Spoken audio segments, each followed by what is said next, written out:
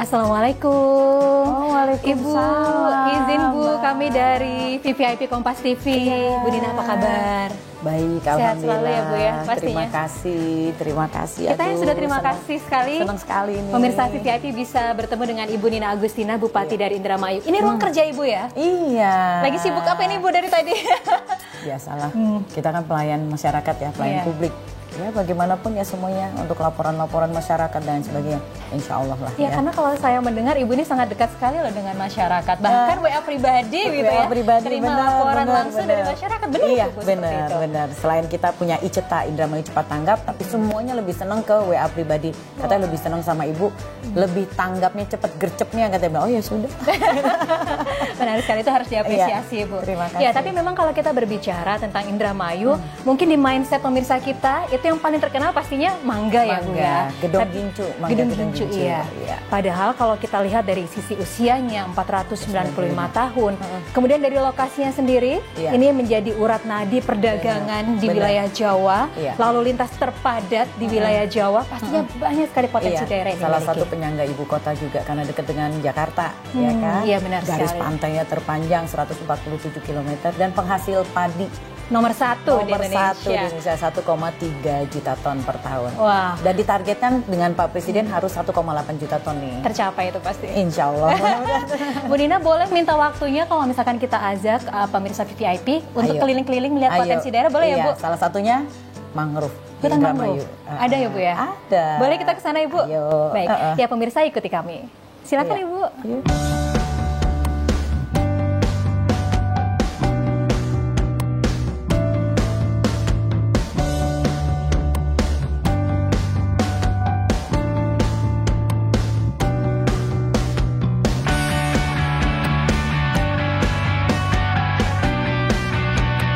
Kita sekarang udah sampai di... Iya, nih kita udah sampai di Karangsong. Hutan mangrove untuk Karangsong. Oke. Nah, pemirsa, ternyata bahwa di kawasan ini dari tahun 83 sampai tahun 2008 itu pernah terjadi abrasi ya Bu ya, 127 hektar. Tapi sekarang siapa yang menyangka bahwa tempat ini jadi indah sekali ya. Bagus, udah pernah ke sana belum? Belum. Boleh dong nanti diajak ya pemirsa ke sana. Ke sana kita naik apa ini? Di sini juga ada konservasi burung-burung, hewan-hewan yang lainnya. Nanti ada perahu. Ya, kalau tidak salah garis pantainya di Indramayu ini memang yang terpanjang. Terpanjang 147 km. Jadi ini luar biasa sekali untuk mangrove-nya dan juga konservasi hewan-hewan yang ada di sini. Oke, boleh ya Bu, kita langsung aja pemirsa ke sana. Kita akan naik perahu itu ya. Oke, ikuti kami.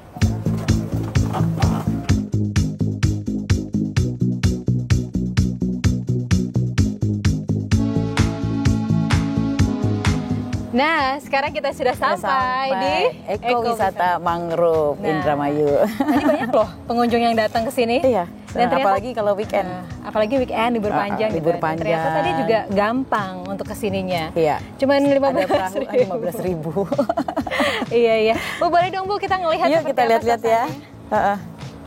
Waktu jalan ke sini itu juga ngelihat ada pembuatan kapal. Ya, sepanjang jalan itu ada arah mau masuk ke Karangsong, beberapa masyarakat nelayan itu membuat kapal secara dari otodidak ya. Apa yang perahu tadi kita pakai juga termasuk juga. Mereka orang kapal-kapal besar aja bikin sendiri, apalagi yang tadi kita naik gitu.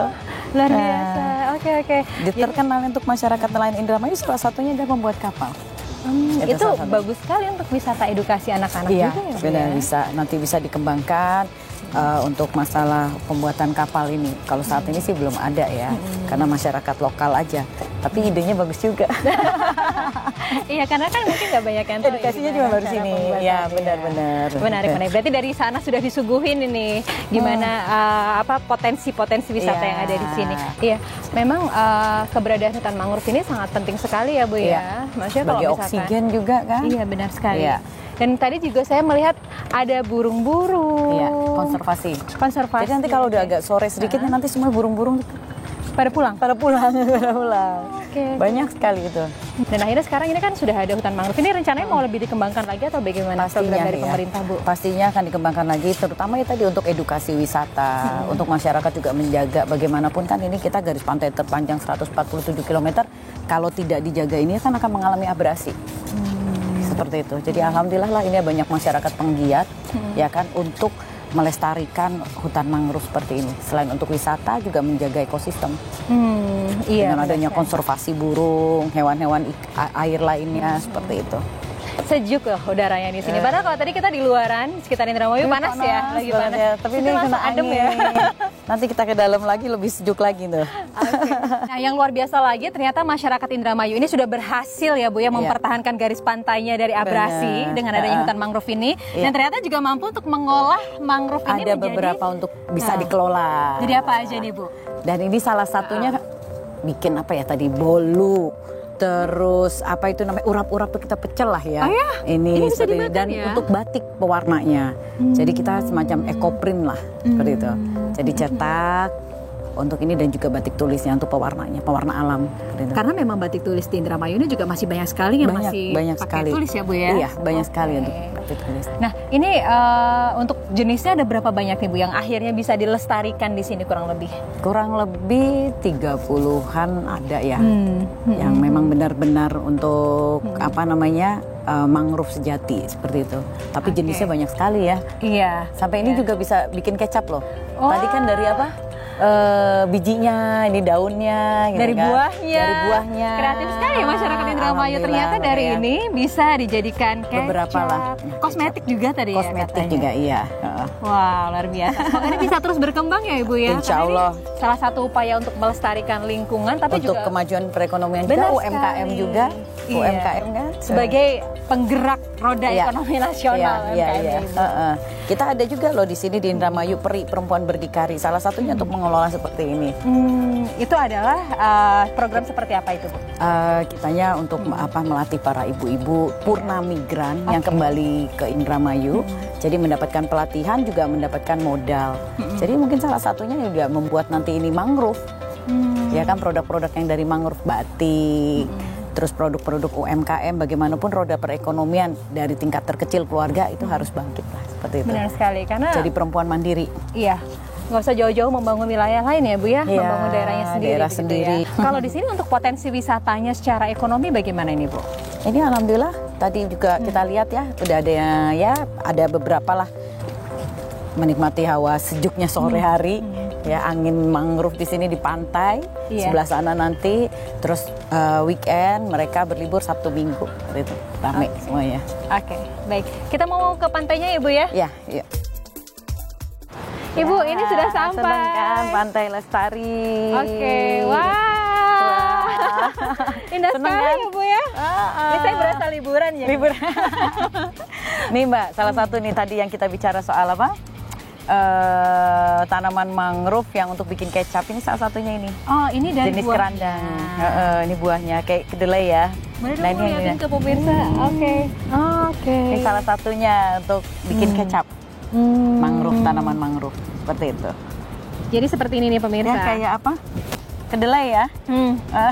Jadi ini ternyata untuk oleh masyarakat Indramayu diolah lagi untuk menjadi kecap. Ini dari pohon mangrove yang tadi kita lewati ya Bu ya. Ibu, kalau tadi kita sudah mengetahui ya seperti apa potensi dari mangrove-nya untuk ekowisata, kemudian untuk pelestarian lingkungan gitu ya.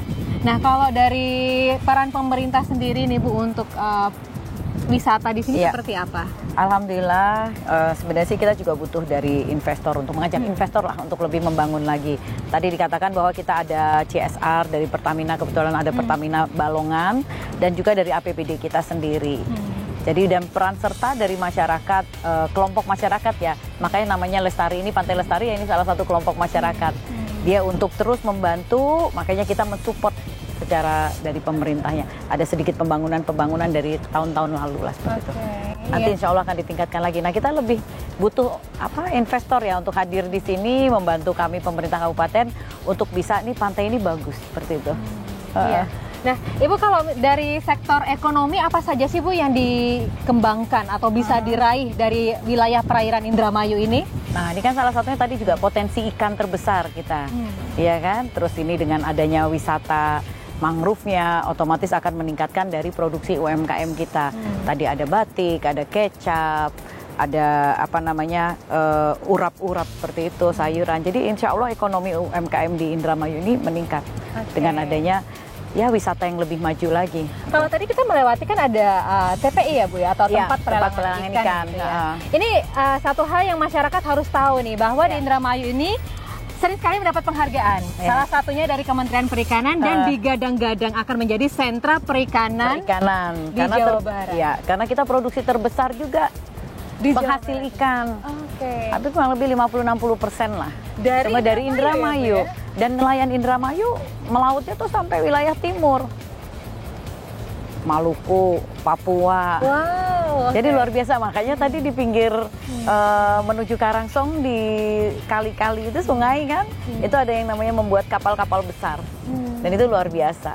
Tapi untuk secara fasilitasnya sendiri apakah sudah terpenuhi Bu, atau sudah apa yang sekarang dibutuhkan gitu? Kalau cold storage-nya mungkin? Ya, butuh cold storage karena kita di sini nih baru ada kurang lebih 600 ton lah.